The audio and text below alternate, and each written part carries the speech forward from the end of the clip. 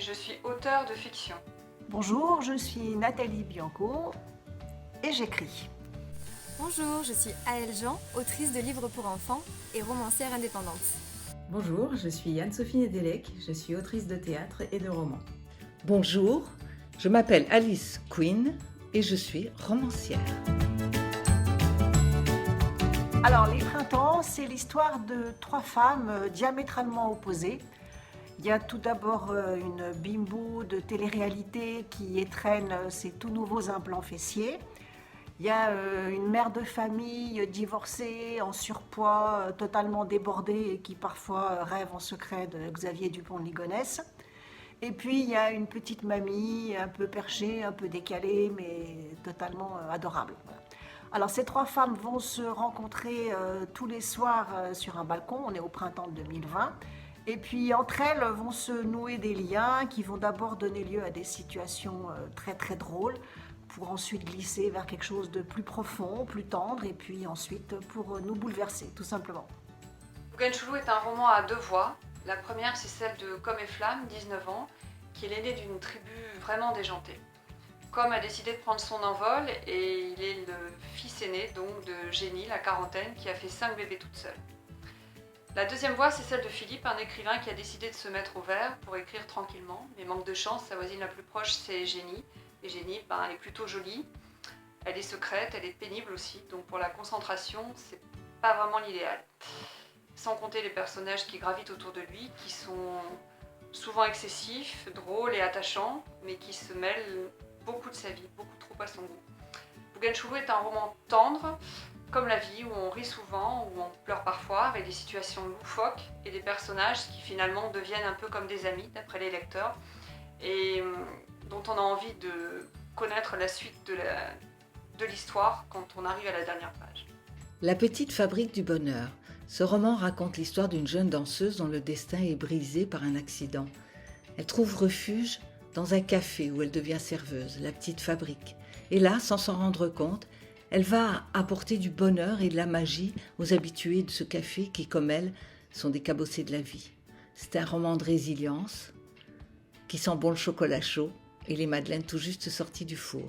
Un Massaï à Zanzibar est un court roman entre récits de voyage et contes initiatiques, largement inspiré pour ce qui est du parcours et des paysages de mon propre voyage en Tanzanie. On suit donc une petite famille pendant son périple. Les parents rêvent d'ailleurs et de rencontres, tandis que leur fille aînée s'embourbe en pleine crise d'adolescence et que leur petit Léo rêve de Massaï et s'émerveille de tout. Mais à l'étranger, les habitudes volent en éclats et les relations changent, même quand on se connaît par cœur. Chacun va vivre l'aventure à sa manière et tenter de s'ouvrir à l'autre au cœur des fabuleux paysages de la Tanzanie et de Zanzibar.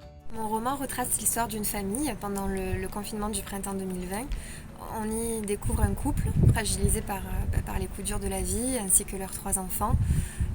Beaucoup de secrets et de non-dits parasitent leur relation au quotidien et le contexte du confinement va les amener à se confronter les uns aux autres, à tenter de régler leurs différends, à apprendre à communiquer à nouveau tout simplement et à se recentrer sur ce qui est essentiel. Je suis allée chercher dans les commentaires sur la petite fabrique et voilà celui que je vous ai pêché.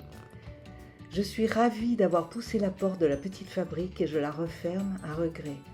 Merci Alice pour ce moment de douceur qui m'a permis de déguster une madeleine saupoudrée d'espoir, d'entraide et de don de soi. Voilà, merci Nathalie Brunal pour ce joli commentaire. Alors parmi les avis, j'en ai souvent lu qui parlaient d'un roman qui fait du bien. Mais peut-être que celui qui m'a le plus touchée disait un roman inclassable, un petit bout de vie qui par sa légèreté et sa gravité résonne en chacun de nous. Voilà. Ce qui m'a touchée des avis que j'ai reçus, c'est d'abord d'avoir réussi à faire rêver les lecteurs et leur avoir donné envie de découvrir les paysages fabuleux de Tanzanie. C'est aussi d'avoir pu partager mes interrogations sur le voyage et le choc des cultures. Un avis qui m'a fait particulièrement plaisir, c'est celui de Nicole Thomas qui écrit « Servi par une écriture que j'apprécie beaucoup, tant par sa richesse que par sa précision, ce Massaï à Zanzibar a su me charmer. Un moment de lecture qui fait du bien, loin du brouhaha de nos habitudes, nous rafraîchit ou remet en place une certaine vision de la vie. » Ce qui me touche le plus, c'est de savoir que mes écrits font écho chez mes lecteurs et peuvent leur permettre de s'identifier à mes personnages et à leur vécu. J'ai été particulièrement sensible à ce retour de mes escales livresques sur Instagram qui disaient « Ce livre est percutant, attachant, émouvant, il touche car il questionne. Ce n'est pas un récit sur la crise, mais bien le récit de ce que chaque famille ou presque a vécu et ressenti durant ces 55 longues journées. Ce n'est pas qu'un simple roman, cela pourrait être mon récit autobiographique, celui de mes voisins ou même le vôtre. » D'après ses lecteurs, Bougainchoulou est un livre qui fait du bien, à la fois profond, drôle et tendre.